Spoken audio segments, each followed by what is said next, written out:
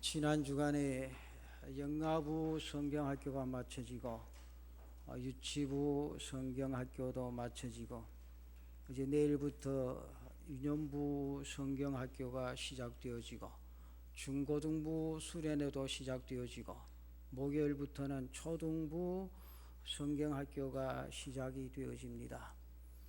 여름 성경학교와 수련회를 앞두고 오늘 여호수아 4장 19절 이하에 나타난 말씀 가지고 신앙의 기념비를 세우자, 그런 제목으로 말씀을 드립니다.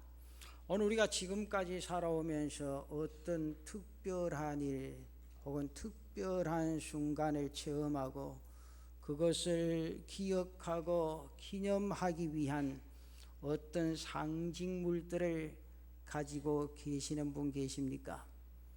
제가 아는 분 중에 한 분은 출장이나 여행을 갈 때면 그때 그곳에 기념물이 되는 기념품을 사가지고 오십니다. 물론 사진을 찍는 것 당연하겠지요. 그리고 그분은 지금까지 사온 기념품을 전시할 수 있는 큰 책장을 가지고 있는데 그 책장에 가득 찰 정도로 많은 기념품이 소장되어 있습니다. 그것을 바라보면서 참 아름다운 취미를 가지고 있구나, 그런 생각도 해봤습니다. 대부분의 사람들은 여행 가면 사진 찍기에 바쁘고 그리고 친구들 선물 사기에 급급합니다. 그러나 기념품을 모은다는 것, 그때마다 머무는 곳에 꼭 아름다운 그리고 필요한 것들이 무엇인가를 찾다가 자기 머릿속에 가장 기억하고 기념되어질 만한 것들을 사 가지고 옵니다.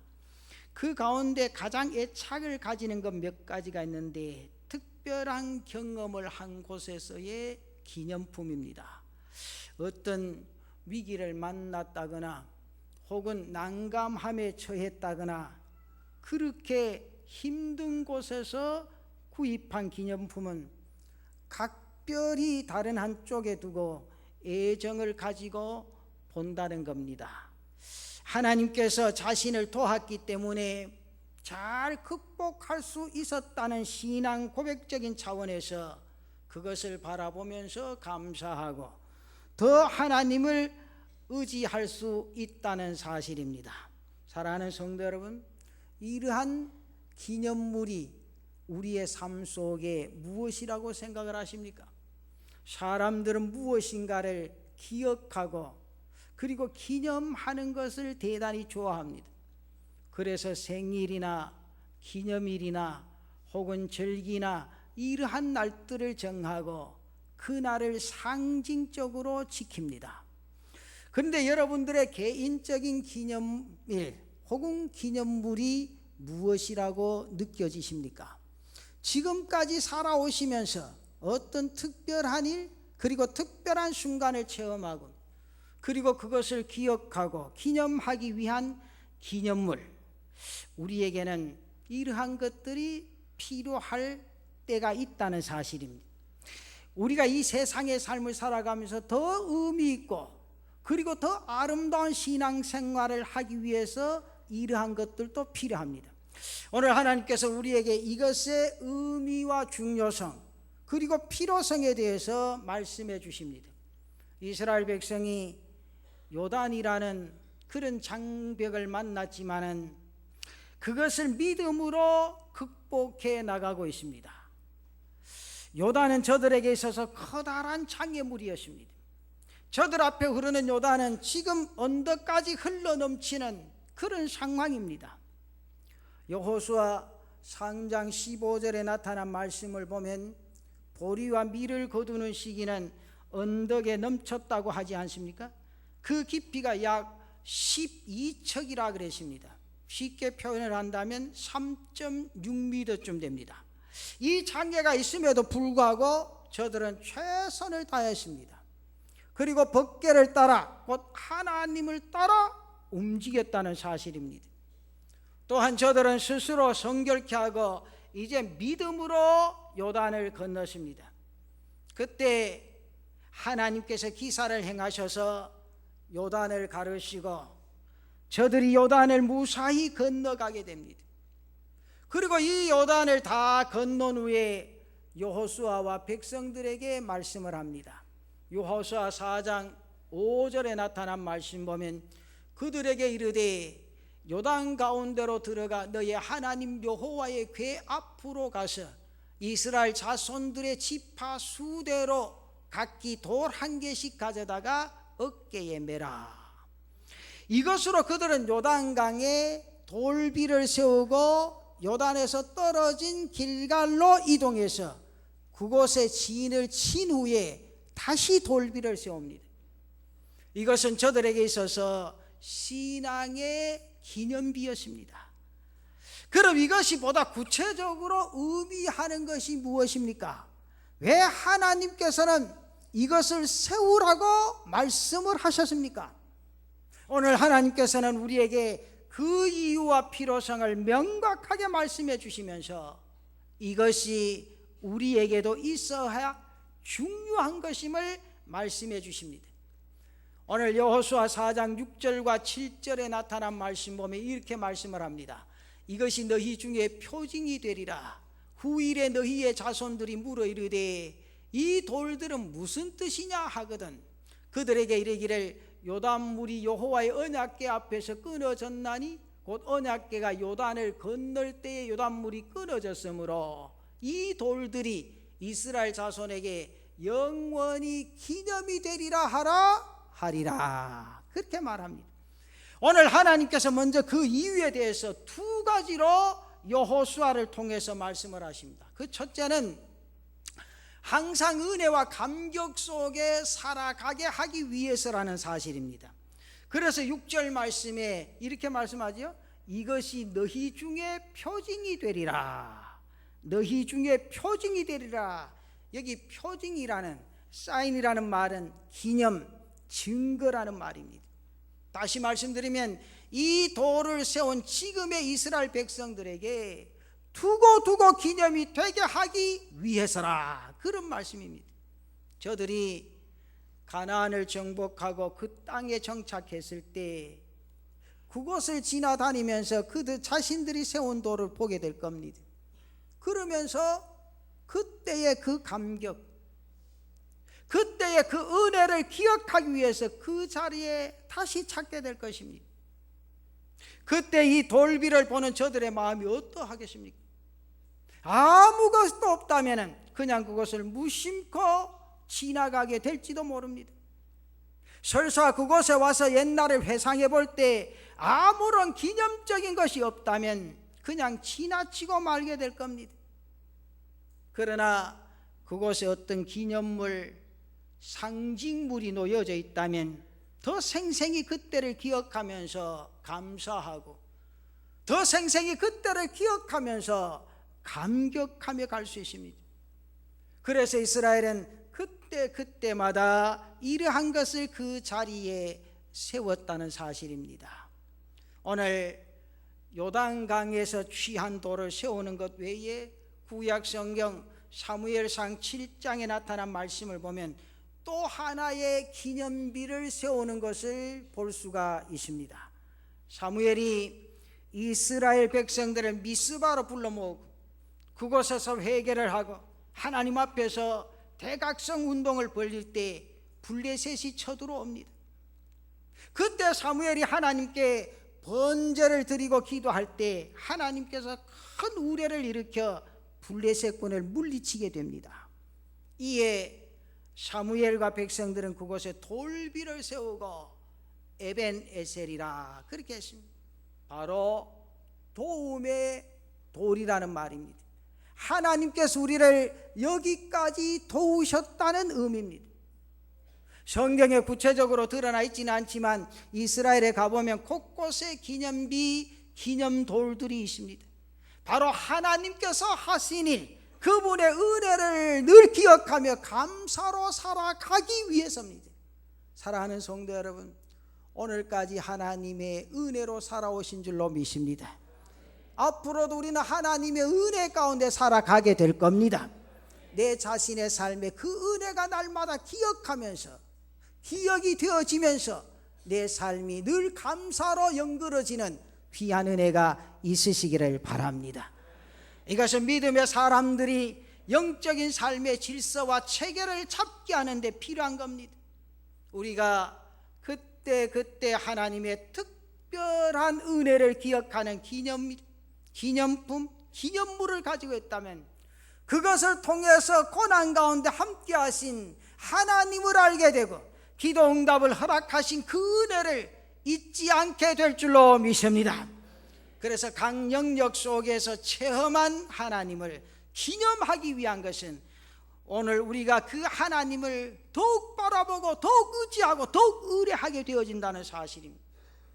특별히 우리에게 주신 절기들은 더더욱 우리의 신앙의 체계를 잡는 데 가장 필요한 것들입니다.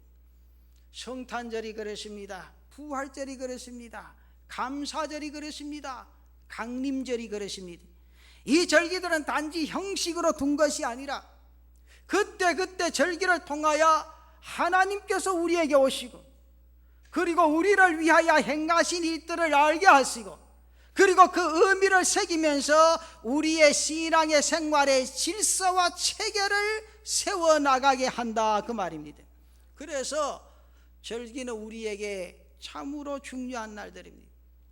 이스라엘에게 유월절과 맥주절과 장막절 등 여러 절기들이 의미하는 것 같이 분주한 일상 속으로 들어가면 이러한 일들을 순간적으로 잊어버리기가 쉽습니다. 하나님의 은혜보다는 지금 살아가야 할 방법에 몰두하게 될 때가 많습니다. 그러다 보면 나도 모르게 그때의 감격, 그때의 감사를 잊지 못하고 둔감해져 자신의 삶을 살아가게 될 수 있다 그 말입니다. 그때 우리를 깨우고 다시 하나님을 의지하게 하는 기념비적인 날과 상징품을 든다면 우리가 그것을 볼 때마다 하나님의 은혜를 기억하게 되고 그리고 하나님 앞에 감사하고 그분 앞에 나아갈 수가 있게 되어집니다. 저는 힘이 들고 참 순간적으로 답답할 때 저희 아버님에게 꼭 제가 받아둔 게 있습니다. 형제들에게도 다른 것 다 내가 가져가지 않지만 아버님이 내게 꼭 필요한 것 내가 약속해 놓은 것이 있다. 그게 뭔가 하니까 아버님이 장로 장립 받을 때 교회에서 주신 성경책 그러면서 그 성경책을 통하여 제단을 섬기시던 그 모습 가슴에 담으면서 지금도 제 책꽂이에 두고 그 성경을 바라보면서 아버님이 교회를 섬기던 그 모습 가슴에 안고 나도 어떻게 하면 몸바쳐 충성할 수 있겠는가 몸부림도 쳐봅니다. 힘들고 답답할 때마다 하나님의 은혜가 기억나게 하고 그러면서 지난날 내 자신 가슴 속에 허락해 주신 그 은혜가 깨달아지면 감격 속에 젖어들게 되어진다는 사실입니다. 사랑하는 성도 여러분, 날마다의 삶에 항상 은혜와 감격 속에 땅 위의 삶을 살아갈 수 있는 성도들 되시기를 바랍니다. 그리고 두 번째, 후손들의 신앙을 교육하기 위해서 필요한 겁니다. 오늘 본문에 말합니다. 여호수아 4장 6절과 7절 말씀에 이것이 너희 중에 표징이 되리라. 후일에 너희의 자손들이 물어 이르되 이 돌들은 무슨 뜻이냐 하거든 그들에게 이르기를 요단물이 여호와의 언약궤 앞에서 끊어졌나니 곧 언약궤가 요단을 건널 때 요단물이 끊어졌으므로 이 돌들이 이스라엘 자손에게 영원히 기념이 되리라 하라 하니라. 이 돌비는 자신들에게 기억되고 기념비적인 것일 뿐 아니라 나아가 바로 후손들을 교육하기 위해서라는 겁니다. 교육인데 단지 세상적인 지식을 가리키는 것 아닙니다. 신앙을 가리키고 지혜를 가리키기 위해서입니다. 요단을 건너면서 이 하나님의 역사를 바라보는 것은 교육의 장구로 활용을 합니다. 그리고 기념비를 세워 상징을 통해서 시청각으로 교육을 합니다. 이것이 바로 저들의 교육법입니다. 이것이 단지 여기서만 언급되는 것 아닙니다. 하나님께서 이스라엘에게 출애굽의 모든 역사를 기념하여 절기를 지키라 그렇게 말씀합니다.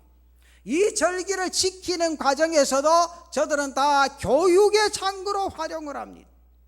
구약성경 출애굽기 12장 25절에서 27절까지 나타난 말씀 보면 이렇게 말씀합니다. 너희는 여호와께서 허락하신 대로 너희에게 주시는 땅에 이를 때 이 예식을 지킬 것이라.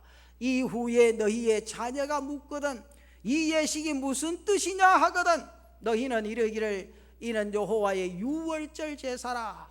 여호와께서 애굽 사람에게 재앙을 내리실 때에 애굽에 있는 이스라엘 자손의 집을 넘으사 우리의 집을 구원하셨느니라 하라 하며 백성이 머리 숙여 경배하니라.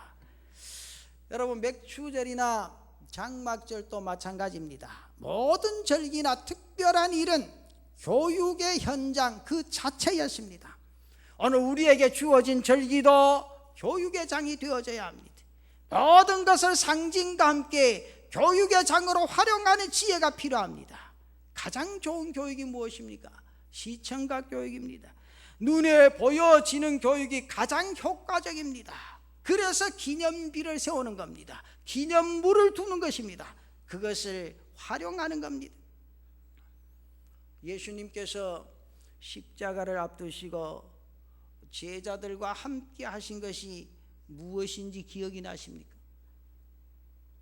바로 성찬식입니다. 성찬식을 통해서 예수님께서 고린도전서 11장 23절에서 25절까지 이렇게 말씀합니다. 내가 너희에게 전한 것은 주께 받은 것이니 곧 주 예수께서 잡히시는 밤에 떡을 가지사 축사하시고 떼어 이르시되 이것은 너희를 위하는 내 몸이니 이것을 행하여 나를 기념하라 하시고 식후에 또한 그와 같이 잔을 가지시고 이르시되 이 잔은 내 피로 세운 새 언약이니 이것을 행하여 마실 때마다 나를 기념하라 하셨다. 그렇게 말합니다. 사랑하는 성도 여러분, 주님은 성찬식을 통하여 우리로 하여금 주님의 십자가를 통하여 구원의 은혜를 기억하게 하시기 위하여 이 상징적인 방법을 사용하셨다는 겁니다. 우리는 성찬식을 할 때마다 주님의 십자가를 기억할 수밖에 없습니다. 그리고 기념할 수밖에 없습니다. 그 은혜 안에 살기로 작정을 합니다. 이것을 상징을 통한 교육이요 참여라는 사실입니다. 이 교육이 일관성 있게 진행되어져야 합니다. 지금 이스라엘 사람들은 일관성 있게 반복해서 교육하고 있는 것을 볼 수 있습니다. 이스라엘 백성들이 기념비를 세울 때 요단강에서 나오자마자 하나를 세우고 길갈에서 다시 하나를 더 세웁니다. 이스라엘은 어디를 가든지 하나님의 은혜를 체험할 때마다 기념물을 만듭니다. 그래서 앞에서 말씀을 드렸듯이 이스라엘에 가면 모든 것이 고적입니다. 기념할 뿐만 아니라 교육하기 위해서입니다. 그들이 경험한 것을 눈으로 보게 하고 교육하기 위해서라는 사실입니다. 저들이 일관성 있게 반복해서 교육을 한 겁니다. 우리에게 있어서 필요한 것 일관성입니다. 일관성 없는 교육은 신뢰할 수가 없습니다. 그 일관성이 뭡니까? 바로 반복 교육입니다. 반복은 매우 중요한 교육의 방법입니다. 사랑하는 성도 여러분, 왜 여러분 성경학교를 합니까? 왜 수련회를 합니까? 그들에게 하나님의 말씀을 반복적으로 교육하기 위해서입니다. 이러한 기회에 여러분들 가정의 자녀들 빠짐없이 보내셔서 말씀에 더 깊이 들어갈 수 있는 그런 순간들이 되시기를 바랍니다. 우리는 한 번 들었다고 그리고 한 번 배웠다고 다 기억할 수 없습니다. 한 번 읽어서 깨달을 수 있는 것 아닙니다. 말씀을 반복해서 보고 또 볼 때 그 말씀 속에 담겨져 있는 진리를 발견하고 깨달을 수 있습니다. 그리고 내 것이 되어집니다. 그래서 내 삶에 반복이 필요한 겁니다. 정리하면 이렇습니다. 신앙의 기념비는 첫 번째는 우리를 기억하고 기념하면서 하나님의 은혜에 감사하고 소망 가운데 살아가도록 하기 위해서입니다.